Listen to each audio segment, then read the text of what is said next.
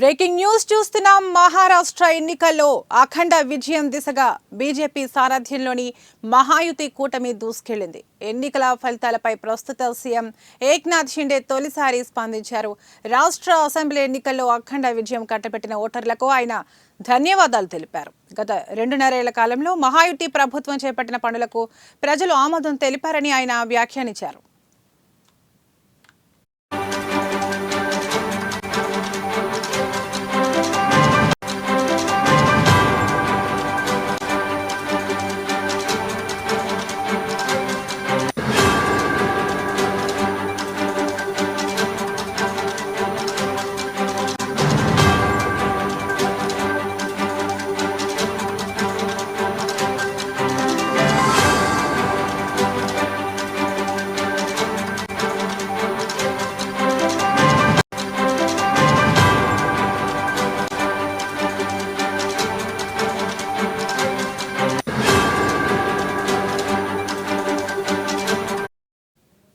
ఇది అఖండ విజయం. అందుకు కారణమైన మహారాష్ట్ర ఓటర్లకు ధన్యవాదాలు తెలుపుతున్నాను.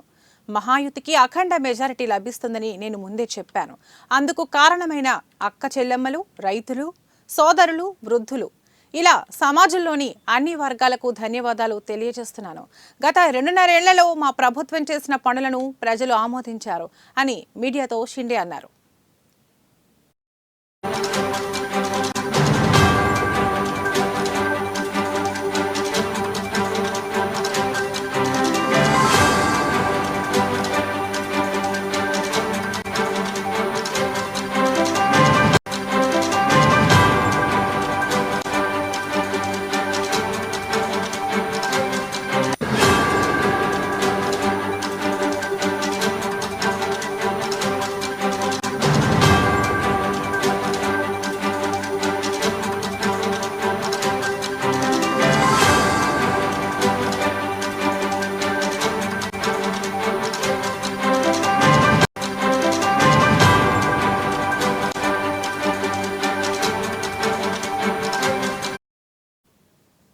ఇక మహారాష్ట్ర తదుపరి ముఖ్యమంత్రి ఎవరు అని మీడియా ప్రశ్నించగా, రాష్ట్రానికి కాబోయే తర్వాతి సీఎం ఎవరనేది మహాయుతి కూటమి నిర్ణయిస్తుందని వ్యాఖ్యానించారు.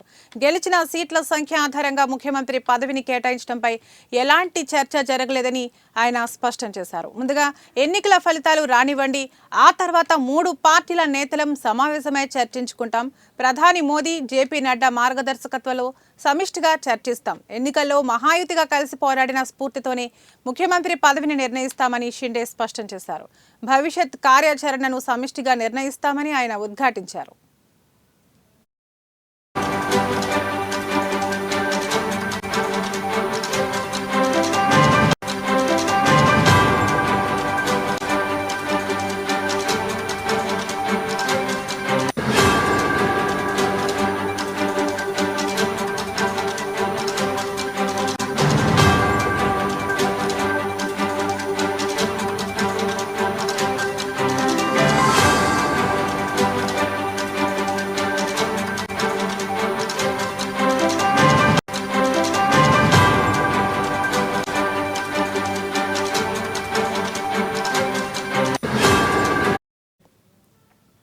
ఎన్నికల ఫలితాల్లో మహావికాస్ అఘాడీ వెనుకబడడంపై షిండే ఆసక్తికరంగా స్పందించారు.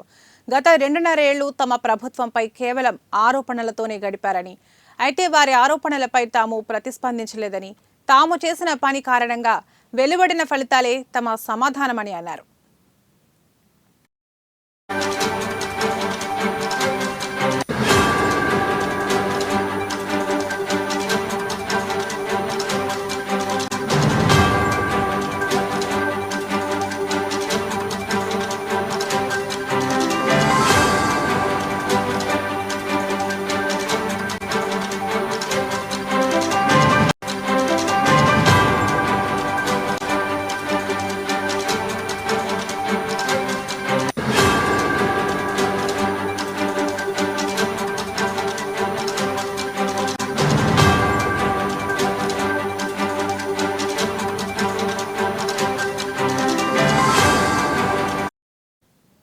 దీంతో ప్రస్తుతం డిప్యూటీ సీఎంగా ఉన్న దేవేంద్ర ఫడ్నవీసే బీజేపీ తరపున తదుపరి సీఎం అయ్యే అవకాశం ఉందని ఊహాగానాలు వినిపిస్తున్నాయి. అదే సమయంలో ఫడ్నవీస్ మద్దతుదారులు సైతం ఇదే డిమాండ్ చేస్తున్నారు.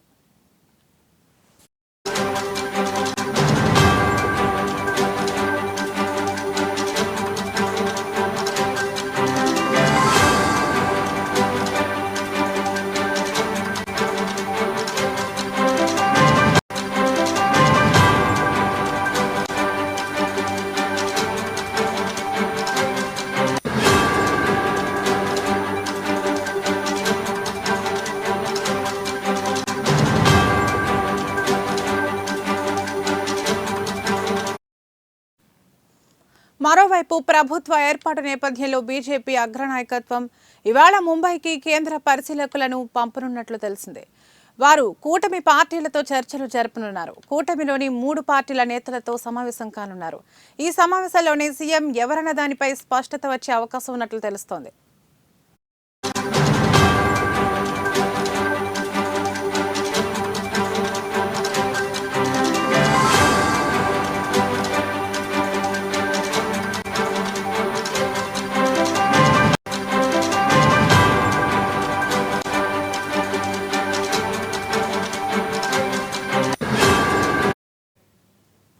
మరోవైపు రాష్ట్రంలో ప్రభుత్వాన్ని ఏర్పాటు చేసేందుకు బీజేపీ సిద్ధమైనట్లు తెలిసింది. ఇందులో భాగంగానే ఈ నెల 25న లెజిస్లేటివ్ పార్టీ సమావేశాన్ని నిర్వహించనున్నట్లు సమాచారం. ఈ సమావేశంలో సీఎం అభ్యర్థిని ఎన్నుకోనున్నారు. ఆ తర్వాతి రోజు అంటే ఈ నెల 26న కొత్త సీఎం ప్రమాణ స్వీకార కార్యక్రమం నిర్వహించే అవకాశం ఉందని సంబంధిత వర్గాలను ఉటంకిస్తూ జాతీయ మీడియాలో వరుస కథనాలు వస్తున్నాయి. మహా అసెంబ్లీ గడువు ఈ నెల 26తో ముగియనున్న విషయం తెలిసిందే. ఈ నేపథ్యంలో గెలిచిన వాళ్ళు 72 గంటల్లోగా ప్రభుత్వాన్ని ఏర్పాటు చేయాల్సి ఉంటుంది.